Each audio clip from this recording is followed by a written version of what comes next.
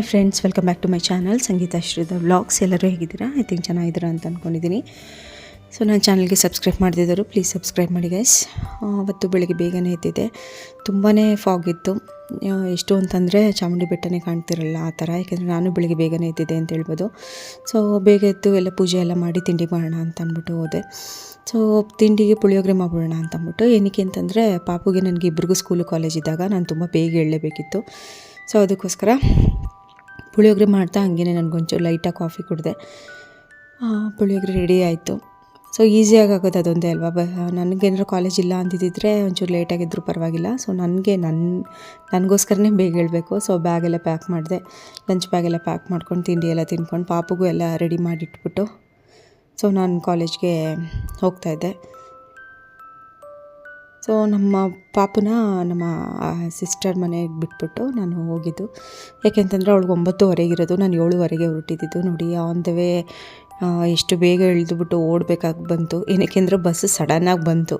So ಅದಕ್ಕೋಸ್ಕರ ನೋಡಿ bus ಸಿಕ್ತು. ಅದಾದಮೇಲೆ ಈ ಬಸ್ಗಳಂತೂ ಯಾವಾಗಲೂ ಅಷ್ಟೇ ಒಂದು 2 ನಿಮಿಷ ಲೇಟ್ ಆದರೂ ನಮಗೆ ಒಂದು ಅರ್ಧ ಗಂಟೆ ಬಸ್ ಇರೋಲ್ಲ. ಆ ಥರ ಪ್ರಾಬ್ಲಮ್ ಆಗಿಬಿಡುತ್ತೆ. ಸೊ ಅದಕ್ಕೋಸ್ಕರನೇ ಬೇಗ ಕಾರಿಂದ ಇಳಿದ್ಬಿಟ್ಟು ಓಡೋಗಿ ಬಸ್ಸಲ್ಲಿ ಹೋಗಿದೆ ಟಿಕೆಟ್ ತೊಗೊಂಡು. ಸೊ ಅದಾದಮೇಲೆ ಇದೊಂದು ರೀಲ್ಸ್ ಮಾಡ್ತಾಯಿದ್ವಿ. ಸೊ ಈರುಳ್ಳಿನೂ ಮತ್ತು ಇಲ್ಲಿನೂ ತಗೊಂಬ ಕಟ್ ಮಾಡೋಣ ಎಲ್ಲ ಕತ್ರಿ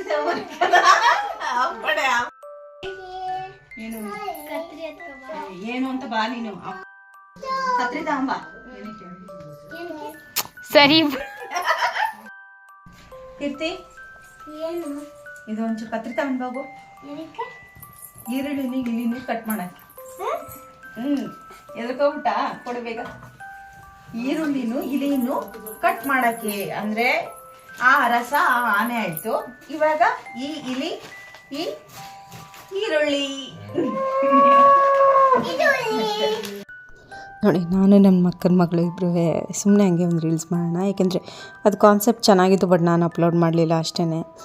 ಏನಕ್ಕೆ ನಮ್ಮ ಪಾಪುಗೆ ಆ ರಸ ಅದನ್ನು ಕಟ್ ಮಾಡಿ ಚಿತ್ರಗಳು ಹಾಕಬೇಕಿತ್ತು. ಅದೇ ಥರ ಈರುಳ್ಳಿ ಮತ್ತು ಇಲಿ ಎರಡೂ ಹೀಗೆ ಮಾಡ್ತಾಯಿದ್ವಿ.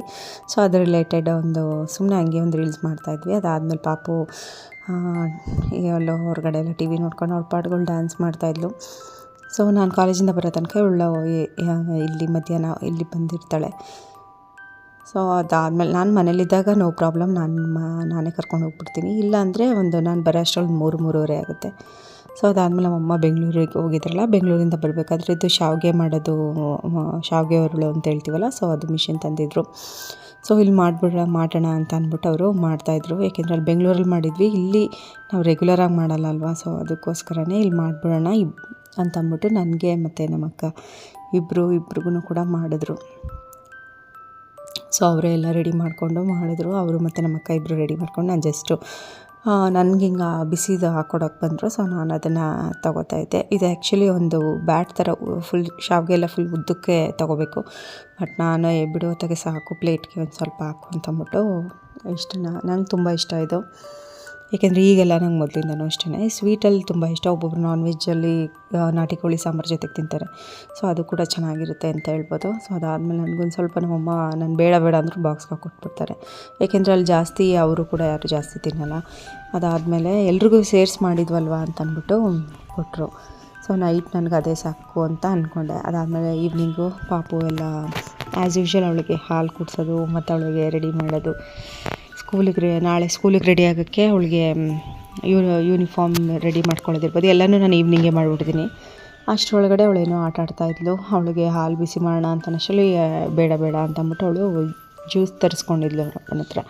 ಅಂದರೆ ನಂದಿನಿ ಡೈರಿಲಿ ಮಿಲ್ಕ್ ಸಿಗುತ್ತಲ್ಲ, ಫ್ಲೇವರ್ಡ್ ಮಿಲ್ಕ್ ಥರ, ಸೊ ಆ ಥರದ್ದು. ಬಟ್ ರೆಗ್ಯುಲರ್ ಆಗಿ ಕೊಡಲ್ಲ. ಅವಳು ಡ್ಯಾನ್ಸ್ ಮಾಡ್ತಾಯಿದ್ದಾಳೆ. ತುಂಬ ಗಣ ಇದು. ಸೊ ಈ ಈವ್ನಿಂಗ್ ಟೈಮಲ್ಲೇ ಅವಳಿಗೆ ಈ ಥರ ನೋಡಿ ಫ್ಲೇವರ್ಡ್ ಮಿಲ್ಕ್ ತರಿಸ್ಕೊಂಡಿದ್ಲು, ಅದನ್ನು ಕುಡಿತಾಯಿದ್ಲು. ಬಟ್ ರೆಗ್ಯುಲರಾಗಿ ಕೊಡಲ್ಲ, ರೇರಾಗಿ ಮಾತ್ರ ಕೊಡೋದು. ಸೊ ಏನು ಮಾಡೋಕ್ಕಲ್ಲ, ಈವ್ನಿಂಗ್ ಟೈಮ್ ಒಂದೊಂದ್ಸರಿ ಹಂಗೆ ಯಾವಾಗಲೂ ಹಾಲನ್ನೇ ಬೂಸ್ಟ್ನೇ ಕುಡಿಬೇಕು ಅಂತಂದರೆ ಅವಳಿಗೂ ಬೇಜಾರಾಗುತ್ತಲ್ವ. ನಾನು ಹೋಗಲಿ ಪರವಾಗಿಲ್ಲ ಇವತ್ತೊಂದು ದಿನ ಅಂದ್ಬಿಟ್ಟು ಸುಮ್ಮನೆ ಅದೇ. ಆಮೇಲೆ ಹೋಮ್ವರ್ಕ್ ಮಾಡಿಸೋದು ಎಲ್ಲನೂ ಕೂಡ ಈವ್ನಿಂಗೇ ಮಾಡಿಸ್ಬಿಡ್ತೀನಿ. ಇಲ್ಲಾಂತಂದರೆ ಬೆಳಗ್ಗೆ ಎದ್ದು ಅಥವಾ ನೈಟು ಒಂದೊಂದ್ಸರಿ ಬೇಗ ಮಲ್ಕೊಬಿಡ್ತಾವಲ್ವ ಮಕ್ಕಳು. ಸೊ ಅದಕ್ಕೋಸ್ಕರ ನಾನು ಎಷ್ಟೇ ಕಷ್ಟ ಆಗಲಿ ಈವ್ನಿಂಗು ಒಂದು 5-6 ಗಂಟೆ ಅಷ್ಟರಲ್ಲಿ ಮಾಡಿಸ್ಬಿಡ್ತೀನಿ. ಅದಾದಮೇಲೆ ನಾವು ನಮ್ಮ ಕೆಲಸದಲ್ಲಿ ಬ್ಯುಸಿ ಆಗಿಬಿಡ್ತೀವಲ್ವ, ಸೊ ಆವಾಗ ಇದನ್ನು ಹೋಮ್ವರ್ಕೇ ಮರ್ತು ಬಿಡುತ್ತೀವಿ ಒಂದೊಂದ್ಸರಿ, ಅದಕ್ಕೋಸ್ಕರ. ಸೊ ಅದಾದಮೇಲೆ ನೈಟ್ಗೆ ಏನು ಅಡುಗೆ ಮಾಡೋಣ ಅಂತ ನೋಡಿ, ಅವಳಿಗೆ ಪಾಪ್ಕಾರ್ನು ಮಾಡಿಕೊಡ್ಬೇಕು ಒಂದೊಂದ್ಸರಿ. ಬಟ್ ಇದು ಎಲ್ಲ ನಾನು ಆ ಪಾಪ್ಕಾರ್ನ್ ಪ್ಯಾಕೆಟ್ ಇದ್ರೇ ಅವಳು ಕೇಳೋದು. ನಾನು ಜಾಸ್ತಿ ಪಾಪ್ಕಾರ್ನ್ ಮ್ಯಾಗಿ ತರಿಸೋದೇ ಇಲ್ಲ. ಸೊ ಅದಾದಮೇಲೆ ನೋಡಿ, ಇದು ಅವರೆಕಾಳಿತ್ತು. ಸೊ ಅವರೆಕಾಳನ್ನ ಹುರಿದ್ಬಿಟ್ಟು ಉಪ್ಪು ಸಾಂಬಾರು ಮಾಡೋದ ಅಂತ ಮಾಡ್ತಾಯಿದ್ದೆ. ಸೊ ಅಷ್ಟರೊಳಗಡೆ ಇವಳು ಪಾಪ್ಕಾರ್ನ್ ಪ್ಯಾಕೆಟ್ ನೋಡ್ಬಿಟ್ಲಲ್ಲ, ಮಾಡಿಕೊಡು ಅಂತ ಹಿಡ್ಕೊಂಡ್ಳು. ಸೊ ಅದಾದಮೇಲೆ ನಾನು ಅವರೆಕಾಳನ್ನ ಹುರಿದೆ, ಮತ್ತು ಹುರಿದ ಅವರೆಕಾಳು ಉಪ್ಸಾರು ಮಾಡ್ತಾರಲ್ಲ, ಸೊ ಆ ಥರ. ಇದು ಒಣಗಿದ್ದು ಅಂದರೆ ಚಿತ್ಕವ್ರೆ ಥರ ಒಣಗಿಸಿದ್ದು ನಾವೇ.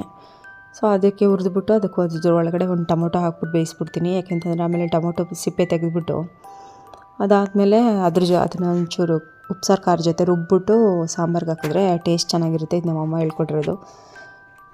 ಏಕೆಂದರೆ ಸುಮ್ಮನೆ ಬರೀ ಸಾಂಬಾರು ಥರ ಮಾಡೋದಕ್ಕಿಂತ ಸ್ವಲ್ಪ ಖಾರ ಹಾಕ್ಬಿಟ್ಟು ಅಥವಾ ಖಾರ ರುಬ್ಬಿರ್ತೀವಲ್ಲ ಹೊಸ್ದಾಗಿ, ಆವಾಗ ಖಾರ ರುಬ್ಬಿ ಎಲ್ಲ ಎತ್ಕೊಂಡಾದ್ಮೇಲೆ ಮಿಕ್ಕಿರೋದು ಜಾರ್ಗೆ ಒಂದು ಬೇಯಿಸಿರೋ ಟೊಮೊಟೊ ಹಾಕ್ಕೊಂಡ್ರೆ ಸಾಕು. ಖಾರ ರುಬ್ಬಿರೋದು ಇಟ್ಟಿದ್ದೆ, ಸೊ ಅದಕ್ಕೋಸ್ಕರ ನಾನೊಂದು ಸ್ವಲ್ಪ ಖಾರ ಆ್ಯಡ್ ಮಾಡಿಕೊಂಡು ಟೊಮೊಟೊ ರುಬ್ಬಿ ಇದ್ರೊಳಗಡೆ ಹಾಕ್ತೆ. ಸೊ ಸಾಂಬಾರು ರೆಡಿ ಆಯಿತು, ರೈಸ್ ರೆಡಿ ಆಯಿತು. ಆಮೇಲೆ ನಮ್ಮ ಮನೆಯವ್ರು ಬಂದಾಗ ಒಂದು ಮುದ್ದೆ ಮಾಡಿಕೊಟ್ಬಿಡೋದು ಅಂದ್ಬಿಟ್ಟು ಸುಮ್ಮನೆ ಅದೇ.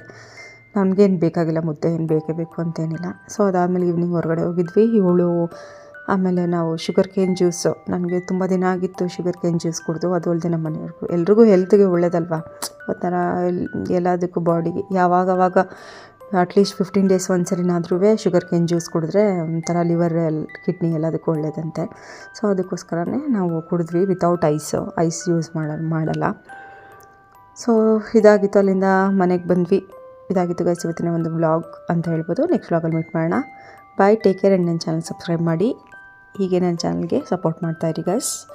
ಬಾಯ್.